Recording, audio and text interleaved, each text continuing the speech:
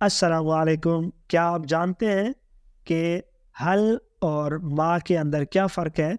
क्योंकि दोनों सवाल के लिए इस्तेमाल होते हैं और दोनों का मतलब होता है क्या।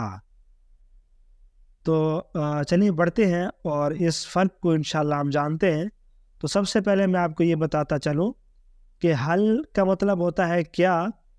तो हल के साथ एक और हम लफ़्ज़ इस्तेमाल करते हैं यानी कि हमज़ा इस्तिफ़हामिया।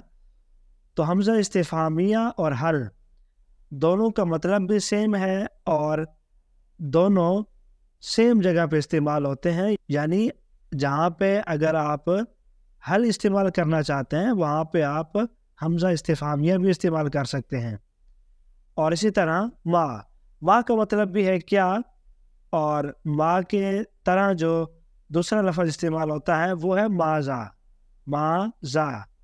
तो जिस तरह हल के साथ हमज़ा इस्तेमाल होता है, सेम मतलब होता है और सेम जगह पे हम इस्तेमाल कर सकते हैं। इसी तरह माँ भी है और माँ और माज़ा इन दोनों का मतलब भी सेम है और दोनों एक दूसरे की जगह पे भी इस्तेमाल हो सकते हैं। जैसा कि मिसाल के तौर पे मैं आपको कहता हूँ हल अंता ज़ैदुन, क्या आप ज़ैद हैं?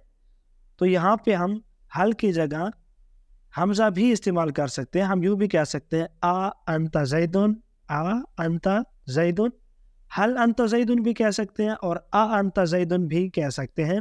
लेकिन जहाँ पर हम माँ या फिर माज़ा इस्तेमाल नहीं कर सकते, और जहाँ पे माँ या माज़ा आएगा वहाँ पर हम हल या फिर वो जो हमज़ा है उसको इस्तेमाल नहीं कर सकते।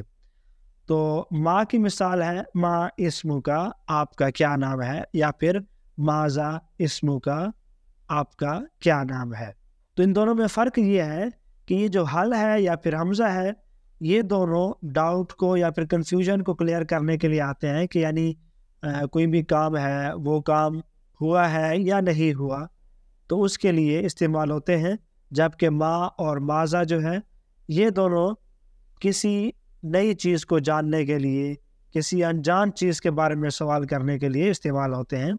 मैं आपको इंशाल्लाह इसकी मिसालें भी देता हूँ, उससे आपको ये बात मज़ीद वाज़ेह हो जाएगी। अगर आप कहना चाहते हैं क्या आप ज़ैद हैं, क्या आप ज़ैद हैं, तो अब देखें कि मैं यहाँ पर ये नहीं पूछ रहा कि आपका क्या नाम है, बल्कि मैं यहाँ पे क्लियर करना चाह रहा हूँ कि भाई आप ज़ैद हैं या नहीं हैं। तो अब यहाँ पे डाउट है, लिहाजा यहाँ पर हम इस्तेमाल करेंगे हल।